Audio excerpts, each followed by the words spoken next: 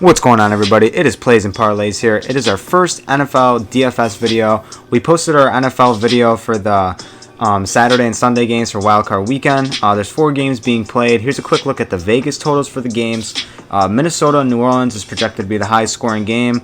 Bovada actually has them at 49.5. Seattle and Philadelphia comes in second as the second highest scoring game on the slate.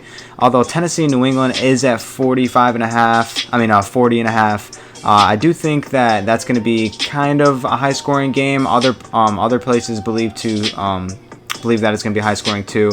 I don't know if Mitch, do you think that one's going to be pretty high scoring, or what are you thinking about that? Yeah, I think the New England Tennessee one's going to be definitely over 40. So I think it's going to be maybe in the 50s. Yeah, that's one we can definitely look at. The Buffalo one, I definitely think it's going to be under 38.5. Yeah, that's definitely that. Those are all valid points. So let's get right over the slate. Right here, we got a $25 entry into the Million Maker contest that they're doing for Wildcard Weekend. Looking at quarterback position, right off the bat, Russell Wilson at 6'8". You know what he's capable of. Yeah. Can do it on the ground. Drew Brees at home, it's hard to fade him. Josh Allen can do it with his legs. There's definitely a couple solid plays here, but I think the first person we're going to lock into our lineup is definitely Carson Wentz of the Philadelphia And Eagles. like you said, everybody on in the quarterback category is going to be a decent play for you.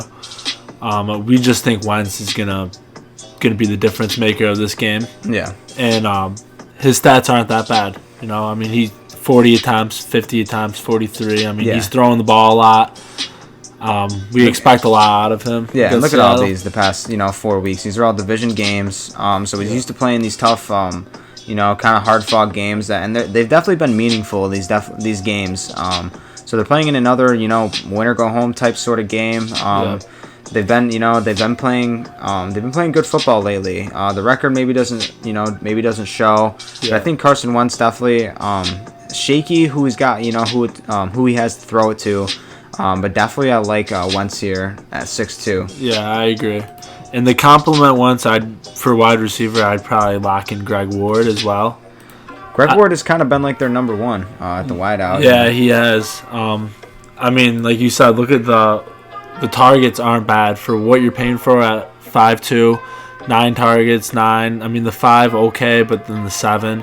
So we're expecting 8 targets out of Greg Ward, and then maybe even a touchdown. That would be nice. If you get a touchdown, you're definitely getting your buck. Yeah, he's definitely going to smash value with a touchdown here. I'm projecting, about 6 catches, 9 targets, which would definitely be awesome. If he finds the end zone, we're definitely looking at some green. And it's projected to be a high-scoring game here, too. Yeah. So, I mean, you do have to compliment Wentz if you're going to go with Wentz at quarterback. So, Ward is who we picked for that. Also at wide receiver, we know what Michael Thomas is doing. We know he's going to be chalky. We know he's going to be probably the highest owned on the slate.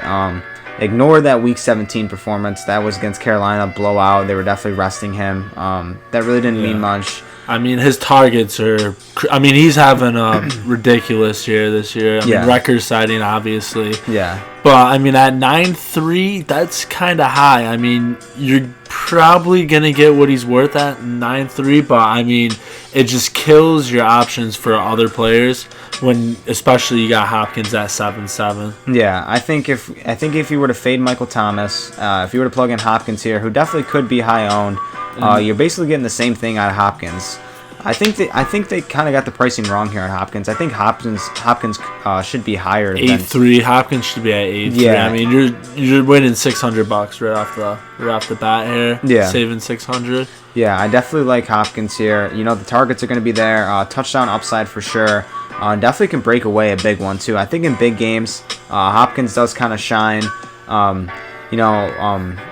Fuller is definitely is questionable. I think Fuller's going to miss time. And look at these game totals, dude. The Texans always just playing in these, these kind of like shootout type games. 41 points, it's just... Yeah. It's... I mean, with the Bills' defense, though, but they're going to be looking for... It's going to be a possession game, and DeAndre Hopkins is their possession receiver. I mean, on 3rd and 9, they're going to Hopkins. Yeah, that's goal line, they're going to Hopkins. So, if Houston wants to win this game, Hopkins is going to have to be a playmaker. But if we're picking Hopkins, let's go over to running back now. If we're picking Hopkins, we're we don't want Thomas to have a big game here, so we're gonna lock in Kamara. We just think Thomas is gonna attract a lot of attention. Obviously, I mean that's one of their main threats. Yeah. So we think Alvin Kamara is gonna have a lot of use out of the backfield on screen passes, out balls. Yeah. So that's not and his Past targets 2 games, aren't bad. And his past 2 games, 2 touchdowns. 2 touchdowns in the last 2 is great. New Orleans is 7.5 point favorites here. Definitely can see them controlling the clock at some point in the game, around third quarter. I could definitely see Kamara getting a lot of touches here. Yeah, like you said, a couple of screens. Maybe he can break one loose. I think he's getting hot at the right time. Yeah, right at home. And he's been, I mean, a lot of fantasy leagues in the beginning of the year, he's going one or two. Yeah. And he's kind of been a letdown to a lot of fantasy owners. But he's kind of showing who he really is now. He's getting hot, like you said, at the right time. So I think Kamara is definitely a lock here. And I think he's going to steal the show on Saturday. So here's 4 plays for you. We're definitely going to look at the tight end position for our last position of the day. Really shallow position here. Basically looking at these top 4 guys. And basically what we're thinking here is that Jared Cook really is touchdown dependent. 2 or 3 catches in past couple of his games. His and targets just aren't there. Targets are not there. And plus, look at this. Two catches, 2 touchdowns. You know, the 3 catches, 2 of them are touchdowns. Definitely very touchdown dependent type guy.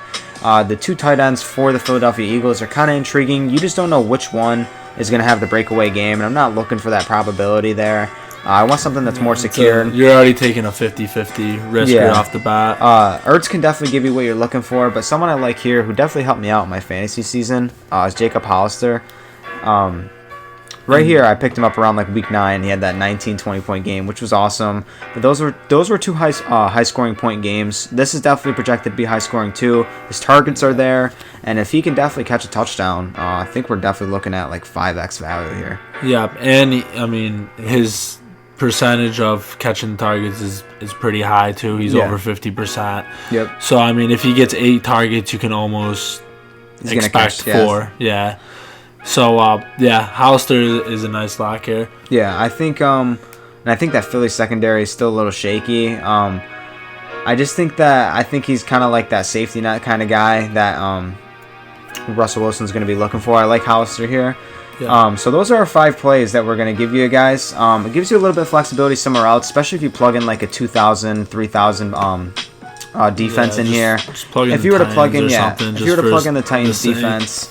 Just to give them roughly who they can get here. Yeah, you have 56 remaining. You can definitely plug in Singletary. It was priced at 6,000 in the running back. And you can plug in someone. Be a bad play. You can plug in someone like James White. N'Keal Harry will give you options somewhere else. If you plug in N'Keal Harry, you can pay up at quarterback, potentially pay down at quarterback for Tom Brady, and you can plug in someone like Adam Thielen in the flex position. So there's a lot of options here. Sony Michel in the flex. Sony Michel, who's on an uptick for carries and attempts. Yeah, he's 18, 19, 21 carries the last 3 games. Henry, I'd stay away. I think New England's defense is going to stop him for the whole game, basically. Yeah. I think he might find the end zone, but then again at 8-2, like we said, we're not really looking for someone who's like that touchdown dependent. We want volume. We don't think he's going to get that here. Cook's definitely going to get the volume. He's definitely going to get his carries. Cook's not a bad play. If you're to plug in Cook, I don't blame you. You'd probably have to pay down somewhere else. Yeah, you might have to get rid of Kamara if you want Cook, but Cook's not a bad play either. But like you said, I'm going to pick Thielen in my lineup, but there's definitely a lot of options. Like you said, you have options. If you don't want Thielen, you can go Cook. I mean, there is a lot of flexibility with the key players we gave you guys. Yeah. So there's our 5 players. 6 if you consider the Titans defense. Kind of just plug in whoever you want on defense. I think all these games are pretty competitive. They're all playing for something. Majority of them could be low scoring. You never know. Either way, defense is not too big. You don't really have to hit on the defense. You're looking for those top guys. So this is what we got going for you guys. I hope you guys can plug these in, and hopefully you guys hit on the rest of your picks. Thank you guys for watching. Check out the NBA DFS videos for more knowledge on DraftKings and NBA, all that other news. We did post our video for like the spreads, the over-unders, whatnot, and our picks on those. You can check that out on YouTube and check our Twitter for live updates, maybe on injuries or pivots off different plays if someone's questionable and they're playing or they're listed out. So definitely look into that. Thank you guys for watching, and I hope you guys win a lot of cash.